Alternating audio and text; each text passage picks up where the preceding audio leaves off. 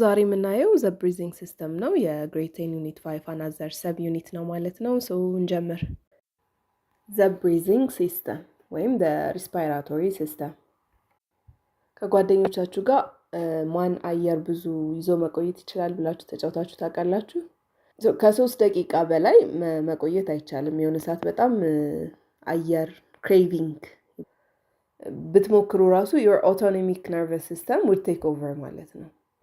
ቮለንታሪሊ ከ3 ደቂቃ በላይ መቆየት አይቻልም። Why? It's because every cell in the body needs to run the oxidative stage of cellular respiration ይባላል እና በዚህ ፕሮሰስ ATP ወይም አዲኖሳይን ትራይፎስፌት ይመረታል ማለት ነው። ATP ማለት it's the energy ሴሎቻችን የሚጠቀሙበት ኤነርጂ ታይፕ ነው አይደል? ኦክሲጅን ለሆነ ሰዓት ያክል ተቋረጠ ማለት ይሄ ሴሉላር ሪስፓይሬሽን ቴክ ፕሌስ አያደርግም which means ATP አይመረትም፣ ሴሉ ኤነርጂ አይኖረውም፣ ይሞታል ማለት ነው። Oxygen is used as a reactant and carbon dioxide is released as a waste product ማለት ነው። በዚህ ሴሉላር ሪስፓይሬሽን ጊዜ ኦክሲዴቲቭ ስቴጅ የሚለውን ስቴጅ ለማለፍ ኦክሲጅን ያስፈልጋል። አዘ ሪያክታንት እንጠቀምበታለን። ኢንደን ኦክሲጅን ገብቶ ካርቦን ዳይኦክሳይድ ይወጣል ማለት ነው አዘ ዌስት ፕሮዳክት። Although cells require oxygen, your need to breathe is primarily driven by the accumulation of carbon dioxide ማለት ነው። በእጃችሁ አፍንጫችሁን ይዛችሁ ስትቆዩ በጣም ክሬቪንጉ የአየር ክሬቪንጉ ኢትስ ናት ቢኮዝ ሰውነታችን ኦክሲጅን ኦፍ ኮርስ ኢት ሪኳየርስ፣ ግን ዛት እርጁ የኦክሲጅን ማነስ ሳይሆን የካርቦን ዳይኦክሳይድ መጠራቀም ነው ማለት ነው። The respiratory system, which includes muscles to move air in and out of the lungs. ይሄ የአየር ማስገባት እና ማስወጣት ፕሮሰስ በአጠቃላይ በሪስፓይራቶሪ ሲስተም ውስጥ ነው ያለው ማለት ነው። ይሄ ሪስፓይራቶሪ ሲስተም it includes muscles ማለት ነው፣ አየር ለማስገባት እና ለማስወጣት። Pathways through which air moves and microscopic gas exchange surfaces covered by capillaries. It allows carbon dioxide to be exhaled and oxygen to be inhaled ማለት ነው። the entire የሪስፓይራቶሪ ሲስተም ጥቅም አየር ማስገባትና ማስወጣት ነው። ዘን በዚህ መሃል ማይክሮስኮፒክ የሆኑ ጋዝ ኤክስቼንጆች ይፈጠራሉ። ዘን at the end carbon dioxide ይወጣል፣ ኦክሲጅን ይገባል ማለት ነው። ይሄ ነው። Gases are transported from the lungs to tissues throughout the body via the circulatory system. ቅድም እንዳለው የሬድ ብለድ ሴሎች ዋናው ጥቅም ውስጣቸው ሂሞግሎቢን አለ። ይሄ ሂሞግሎቢን ኦክሲጅን ተሸክሞልን ነው የሚሄደው ማለት ነው። ኦክሲጅን ያደርሳል አንድ ሴል፣ እንደን ኦክሲጅንን ሰጥቶ ካርቦን ዳይኦክሳይድ ተቀብሎ ይዞ ይወጣል። የብሪዚንግ ሲስተም ፋንክሽኖች እነማን ናቸው ስንል፣ አንደኛ it provides oxygen to the body tissues for cellular respiration. ኦክሲጅን ይሰጠዋል። then it removes the waste product carbon dioxide ማለት ነው። ሌላኛው it help to maintain acid base balance ማለት ነው። acid base balanceን ሜንቴን ያደርግልናል። ሌላኛው non vital functions such as sensing odors, producing speech and coughing. የእነዛኞቹ በጣም ቫይታል ናቸው። non vitals የምንላቸው ሽታዎችን በአፍንጫችን አማካኝነት ነው ሽታ የምናሸተው። and then to produce speech produce ለማድረግ ኤር ከውስጥ መውጣት አለበት እና ካፍ ለማድረግም እንደዛው። ብሪዚንግ ሲስተም ስንል ሜጀር ስትራክቸሮቹ በምንድን ነው የሚሰሩት? አንደኛ ኖዝ አለ፣ ዘናዛል ካቪቲ አለ፣ አየር በዚህ መጀመሪያ የሚገባበት ቦታ አለ። then the pharynx አለ፣ then the larynx አለ፣ then the trachea አለ and then the lung አለ ማለት ነው። lung ውስጥ there are the bronchi and bronchioles and መጨረሻ ላይ alveoli ይባላል የሚባል ነገር አለ። መጀመሪያ the nose, the nasal cavity which is divided into the left and right sections by the nasal septum receives the inhaled air. mucous membranes line portions of the nasal cavity ማለት ነው።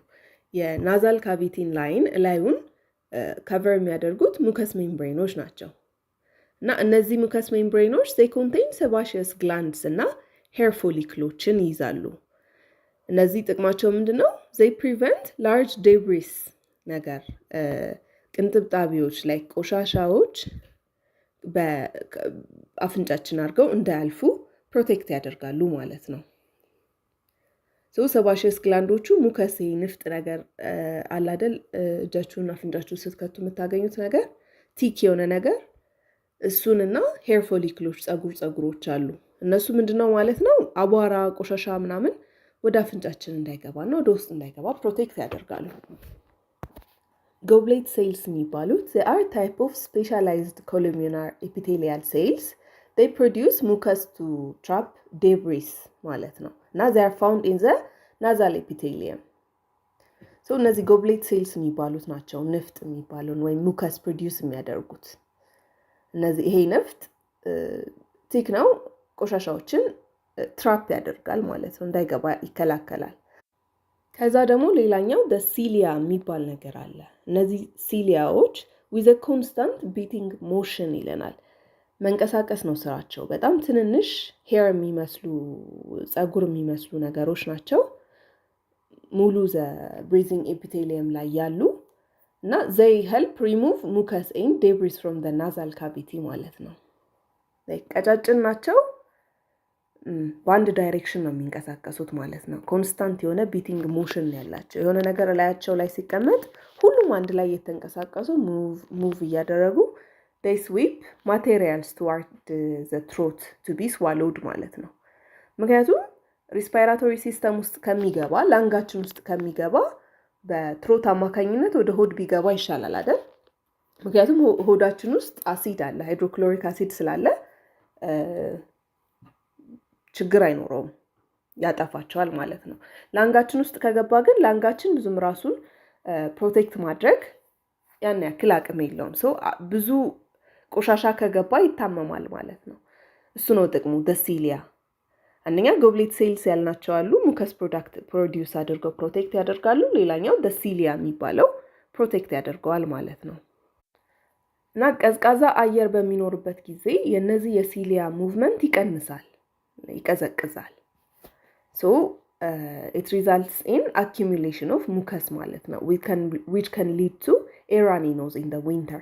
ብርድ ሰዓት ላይ ክረምት ሰዓት ላይ ይሄ ንፍጣም የምንሆነው ነገር አለ አይደል?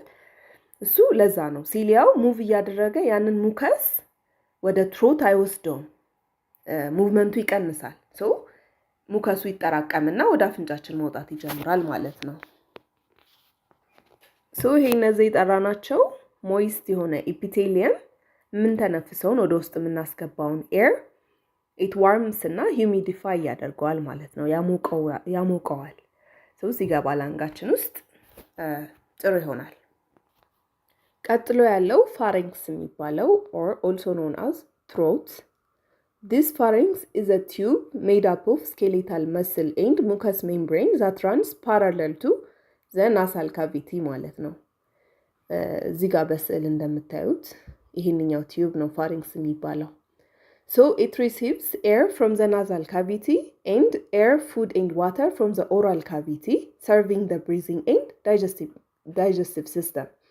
እዚህ ጋር ተቀምጦ በናዛል ካቪቲ አማካኝነት ኤር ይቀበላል፣ በዚህ ይመጣል። እንደን በአፋችን የሚገባ ደግሞ ምግብ ወይም ውሃ ምናምን በዚህ ይመጣል ማለት ነው። ሁለቱንም ነው የሚያስተናግደው። the pharynx መሃላቸው ላይ ነው የቆመው። it opens into the larynx and esophagus from the back ማለት ነው። ወደ አይዘር ልክ ምግብ ከመጣ በአፋችን ምግብ ከመጣ እዚህ ላይ ይዘጋና ወደ ኢሶፋገስ ይከፈታል። ኦር ደግሞ አየር ሲመጣ ደግሞ ወደ ላሪንክስ ይከፈታል ማለት ነው። only air can pass through the upper part of the pharynx. ይሄ upper part of the pharynx የምንለው ይሄንኛው ፓርት only air ብቻ ነው የሚያስተናግደው፣ ከአፍንጫ የሚመጣው air ብቻ ነው የሚመጣው። ከዛ the lower part ደግሞ ያው air ሊመጣ ይችላል፣ በአፋችን air ልንተነፍስ እንችላለን። airም ፉድም ፍሉድም ማስተናገድ ይችላል ማለት ነው። the pharynx contains the pharyngeal, palatine and lingual tonsils. then larynx የምንለው አለ።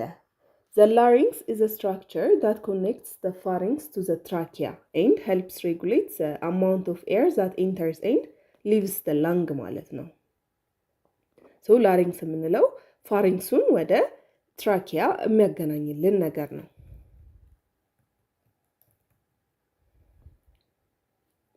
እና it helps to regulate the amount of air that enters and leaves the lungs ማለት ነው። እዚህ ጋር ኮንትሮል ያደርገዋል ምን ያክል ኤር ወደ ውስጥ ይገባል or አይገባም የሚለውን ሬጉሌት ያደርጋል።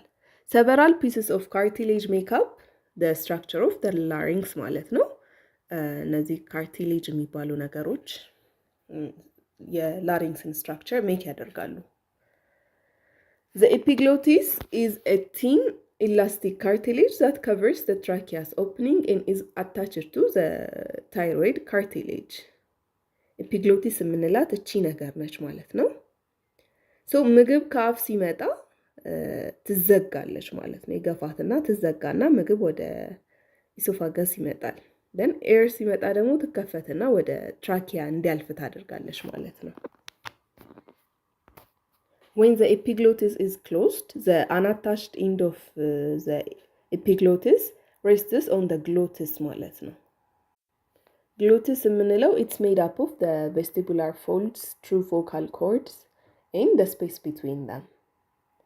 The inner borders of the real vocal cords are free, allowing oscillation to make a sound ማለት ነው።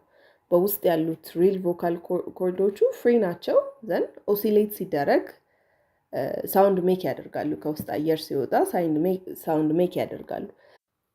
The size of true vocal cord membranous folds varies from person to person, resulting in voices with various pitch ranges ማለት ነው። So true vocal cord membranous fold የሚተጣጠፈው ነገር እዚህ ጋር የምናየው ከሰው ሰው ይለያያል, which means አንዳንድ ሰው ቀጭን ነው ድምጹ, አንዳንድ ሰው ወፍራም ነው ድምጹ, እሱ ነው የሚለያየው ማለት ነው። Males have greater folds than females ማለት ነው። እነዚህ ፎልዶቹ ወይም የሚተጣጠፉት ሜሎች ላይ በዛ ይላሉ ወይም greater ናቸው። ስለዚህ እንደፈለገ በቀላሉ ኦሲሌት አያደርግም ማለት ነው አይደል? So ወፍራም የሆነ ድምጽ ይኖራቸዋል።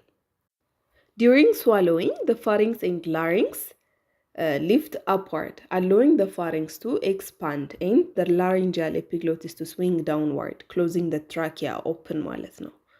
እንዳልነው ልክ swallow ስናረግ ወይም ምግብ ሲመጣ epiglottisu ይዘጋና trachea open ያደርጋል። Because of these movements, food and liquids cannot enter the trachea, which creates a bigger region for food to travel through ማለት ነው። So በዚህ እንቅስቃሴ አማካኝነት ነው ምግብና ፈሳሽ ወደ ትራኪያ ሄድም ማለት ነው።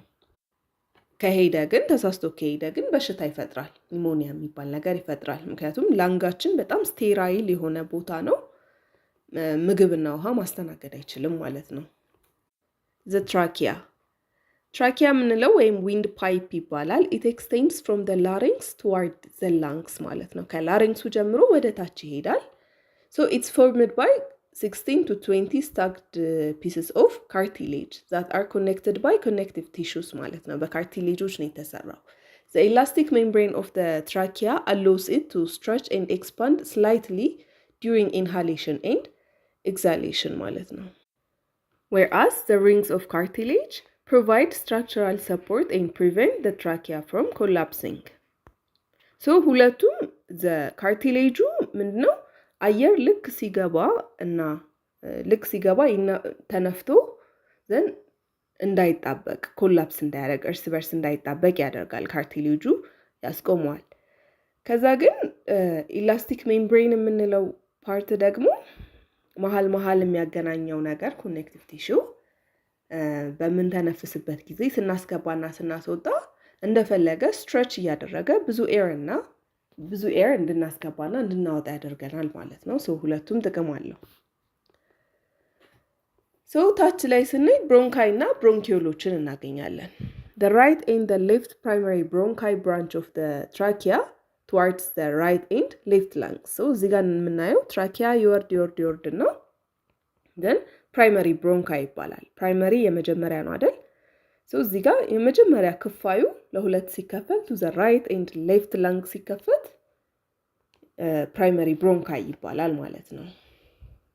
Then the primary bronchi further branch into the secondary and tertiary bronchi ማለት ነው። so እዚህ ጋር የምናያቸው secondary ብሮንካዮች አሉ then tertiary ብሮንካዮች አሉ ማለት ነው። በደንብ ብራንች እያደረገ ሲሄድ ማለት ነው እንደ ትሪ ወይም እንደ ዛፍ ሲከፋፈል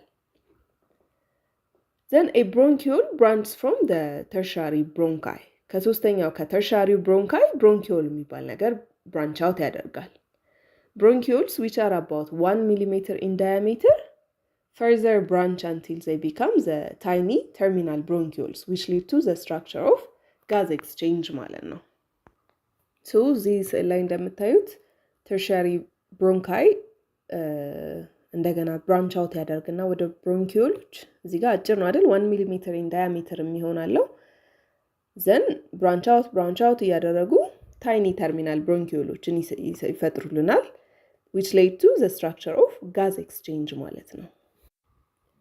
There are more than 1000 terminal bronchioles in each lung በእያንዳንዱ ላይ ከአንድ ሺህ በላይ terminal bronchioles አሉ። The muscular walls of the bronchioles do not contain cartilage like those of the bronchi ማለት ነው። ከትራኪያ ጀምሮ እዚህ ጋር የምታዩት መስመሩ ይሄ it is cartilage እየወረደ ይሄድና ዘን ብሮንኪዮሎች ጋር ሲደርስ የለውም ማለት ነው። ይሄ ካርቲሌጅ የለም only muscular የሆነ ዋል የሚኖረው ማለት ነው። so this smooth muscles can change size of the tubing to increase or decrease airflow through it so cover የሚያደርገው ነገር አይኖርም ወይም ደግሞ ይሄ obstruct የሚያደርገው ነገር አይኖርም ማለት ነው። ካርቲሌጁ ጥቅሙ በጣምም ኢንፍሌት እንዳይሆን ያደርገዋል or ደግሞ ዲፍሌት እንዳይተነፍስም ነው የሚያደርገው አይደል። ነገር ግን እዚህ ጫፍ ላይ ስንደርስ ካርቲሌጅ የለውም only smooth muscle ነው ያለው እንደፈለገው ኤር ፍሎውን በጨመረ ቁጥር መነፋት ይችላል ማለት ነው። breathing gas exchange structures involved directly in gas exchange are found in the breathing zone ማለት ነው። ሄዶ መጨረሻ ላይ ዋናው ጥቅሙ gas exchange ነው። so እዚህ ኤሪያ ላይ ይደርሳል።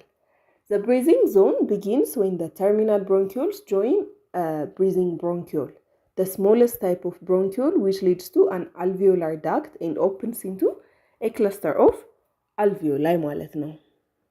so ከterminal bronchioles ጀምሮ breathing bronchiole ጋር ይደርሳል which is the smallest type of bronchiole then ሄዶ alveolar duct ጋር ይደርሳል። alveolar duct ማለት እነዚህ ብዙ alveoli አንድ ላይ ሰብስቦ የሚይዝ ነው። then ሄዶ cluster of alveoli ያሉ ማለት ነው። so alveoli የምንለው an alveolar sac is a cluster of many individual alveoli that are responsible for gas exchange እዚህ ላይ ነው gas exchange የሚካሄደው። an alveolus with elastic walls stretch during air intake which greatly increases the surface area available for gas exchange ማለት ነው። እዚህ ጋር የምታዩት ይሄ የተነፋው ነገር alveoli ይባላል። ይሄ greatly ወደ ላይ stretch ያደርጋል ኤር በገባ ቁጥር ይሄ it increases the surface area ማለት ነው። በተነፋ ቁጥር surface areaውን ይጨምረዋል። then ይሄ ሙሉ በአጠቃላይ የጨመረው surface area it's used for gas exchange ማለት ነው። so ምንድነው የሚካሄደው እዚህ ካልቪዮላ አጠገብ የብለድ ቬዝል ካፒላሪ ያልፋል። እዚህ ጋር እንደምታዩት ብዙ ካፒላሪዎች አሉ። then ይሄ ሲያልፍ እነዚህ ያያችኋት የተጠመጠሙበት ነገሮች so inside the alveoli there is oxygen አይደል then ካፒላሪ ውስጥ ደግሞ there is carbon dioxide so gas exchange የምንለው እሱ ነው ማለት ነው። እዚህ ጋር ነው ካርቦን ዳይኦክሳይድ ከብለድ ቬዝል ይወጣና ወደ አልቬኦላዩ ይገባል። ዘን ከዚህኛው ደግሞ ኦክሲጅን ይወጣል። ይሄ ነው ጋዝ ኤክስቼንጅ የሚባለው መለዋወጥ። breathing movements pressure differences between the atmosphere and the chest or thoracic cavity determine the movement of air into and out of the lungs usually ስንተነፍስ አውቀን የምንተነፍስ ይመስለናል intentionally ምንተነፍስ ይመስለናል። ነገር ግን it is actually the pressure difference ነው እንድንተነፍስ የሚያደርገን ማለት ነው። the atmospheric pressure it usually remains relatively constant ማለት ነው። ኮንስታንት ነው፣ የሚቀይረው ነገር አይኖርም። ነገር ግን the pressure in the chest cavity may vary ማለት ነው። so gases move from an area of higher pressure to an area of low pressure. high ከሆነ ወደ low ነው ትራንስፈር የሚደረገው ማለት ነው። so inspiration occur የሚያደርገው እንዴት ነው? ላንጋችን ውስጥ ያለው pressure ከአትሞስፌሩ ሲቀንስ ነው።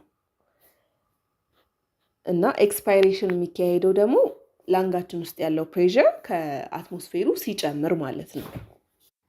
The diaphragm, a dome-shaped sheet of muscle that separates the thoracic or chest cavity from the abdominal cavity, can regulate the pressure in the chest cavity ማለት ነው። ስንተነፍስ ዳያፍራሙ ወደ ታች ኢንሳይድ ኢንሄል ስናደርግ ዳያፍራሙ ወደ ታች ይገፋል። ኤክሴል ስናደርግ ደግሞ ዳያፍራሙ ይገፋዋል፣ ወደ ላይ ይሄዳል። so the diaphragm regulate ሊያደርግ ይችላል ይሄን pressure. changes in chest volume during inspiration and expiration.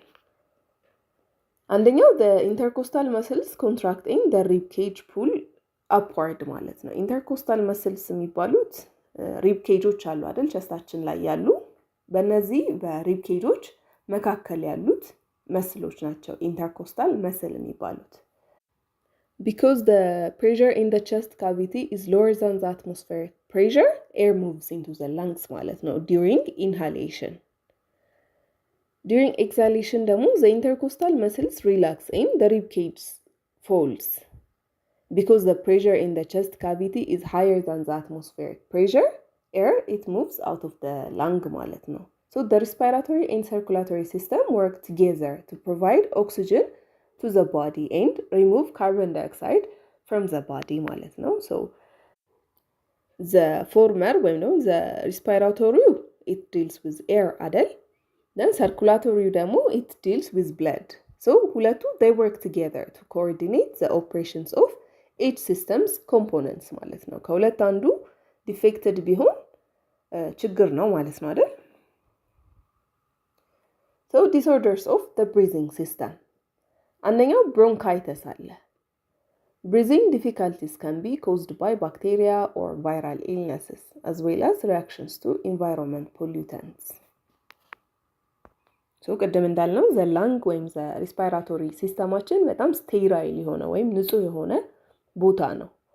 ለዛ ነው በጣም በብዙ ነገር ፕሮቴክትድ የሆነው። በሙከስ ብለናል፣ ሙከስ አለ፣ ኢንቨንሲሊያዎች አሉ። ኤኒ ካይንድ ኦፍ ቆሻሻ ወይም ባክቴሪያ ከመጣ ወደ ውጪ ማስወጣት ነው የሚፈልጉት ማለት ነው። ነገር ግን አንዳንድ ባክቴሪያ ኦር ቫይረሶች ይሄንን አልፈው በሽታ ሲፈጥሩ breathing difficulties ያመጣሉ ማለት ነው። so bronchitis is a condition in which the airways narrow and the mucous lining of the bronchial tube becomes inflamed ማለት ነው። so bronchitis ባዮሎጂ ላይ ወይም ሜዲሲን ላይ አይተስ ከተጨመረ ኢንፍላሜሽን ነው። so bronchitis ስንል it's inflammation of the bronchioles ማለት ነው። so it is a condition in which airwayዎቹ ናሮ ያደርጋሉ ማለት ነው። እና ናሮ የሚያደርጉበት ምክንያት ምንድነው? the mucous lining of the bronchial tubes mucous liningጋቸው inflamed ሲሆን ነው። እያበጠ ሲሄድ ኤርዌዎቹ ናሮ ያደርጋሉ ማለት ነው። so excess የሆነ mucus production ይኖራል፣ tissue swelling ይኖራል፣ constriction of the airways ይኖራሉ እና restricted airway airflow through the bronchi are all symptoms of this condition ማለት ነው። እና in the bronchioles ሲሆን the situation more acute ይሆናል ወይም like ቶሎ ሲምፕተሙ ይታያል፣ የፈጠነ ይታመማል ማለት ነው አንድ ሰው። so the bronchioles unlike the trachea and bronchi are not maintained by cartilage bands to keep them open ማለት ነው። so ቶሎ ኮላፕስ ስለሚያደርጉ ከባድ የሆነ ሲምፕተሞችን ይፈጥራሉ ባንዴ። emphysema so emphysema ላይ the alveolar wallዎቹ they become irritated ማለት ነው እና the air sacs lose their flexibility, stretch and eventually rupture. እዚህ ጋር እንደምታዩት ራፕቸር ያደርጋሉ ማለት ነው።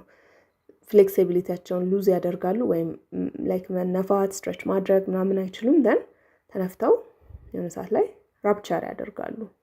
then ራፕቸር አደረጉ ማለት ምንድነው exhaling becomes difficult ማለት ነው ምክንያቱም አየር ገብቶ ውስጥ trapped ይሆናል መተንፈስ የገባውን አየር ማስወጣት ይከብዳል so የገባውን ማስወጣት ካልተቻለ አዲስ ማስገባትም ደግሞ ይከብዳል ማለት ነው because there are fewer alveoli the surface area available for gas exchange is reduced resulting in lower oxygen levels ማለት ነው so በስነ ስርዓት መተንፈስ ካልተቻለ የኦክሲጅን ኤክስቼንጅ ከሌለ then የሰውነት ኦክሲጅን ሌቭል ይቀንሳል ማለት ነው አይደል so emphysema is caused by smoking እና emphysema እና chronic bronchitis linked ይሆናሉ ወይ ሁለቱም አንድ አይነት COPD ዘርፍ ስር ነው ያሉት COPD ማለት chronic obstructive pulmonary disease ማለት ነው chronic ማለት በአጭር ጊዜ ያለ መከሰቱን ያሳየናል ወይም ምልክቱ ብዙ መቆየቱን ያሳያል like ለብዙ ለአመታት ሊቆይ ይችላል ለወራት ለአመታት ሊቆይ ይችላል ማለት ነው obstructive ማለት ደግሞ obstructed መሆን እንደፈለጉ መተንፈስ አይችሉም ማለት ነው ስፔሻሊ exhale ማድረግ ይከብዳቸዋል ማለት ነው so COPD causes the bronchioles to become more resistant to air movement ማለት bronchial asthma ይሄ ደግሞ the inflammation of the bronchioles is linked to bronchial asthma የብሮንኪዮሎቹ ኢንፍላሜሽን ነው so exhaling requires more work than inhaling in asthma ማለት ነው ይሄም እንደ COPD ማስገባት ቀላል ነው ግን ማስወጣት ከባድ ይሆናል ነገር ግን ይሄ ከCOPD የሚለየው ምንድነው አስማ የሚመለስ ነገር ነው ባንዴ አይታችሁ እንደሆነ ሙቪ ላይ ምናምን በጣም ትንፋሽ ያጥራቸውና ሳልቡታሞል ፓፍ ሲያደርጉ ባንዴ ይመለሳሉ አይደል The imbalance between the amount of air entering and leaving the lungs must be addressed by increasing the exertion of expiration ማለት ነው so በኃይል ማስወጣት ይጀምራሉ like በጣም forcefully ለማስወጣት ሲጣጣሩ ታያላችሁ ማለት ነው so common cause for asthma tobacco smoking pollution and allergens such as pollen mold dust etc ያለ so asthma usually genetically የሚተላለፍ ነገር ነው then እነዚህ ቶባኮ ስሞኪንግ ፖሊዩሽን እና አለርጂኖች ሊያባብሱት ይችላሉ ማለት ነው so next የመጨረሻውን the excretory and the immune system እናያለን የዩኒት 5 መጨረሻ ይሆናል ማለት ነው እስከዛ ደህና ሰንብቱ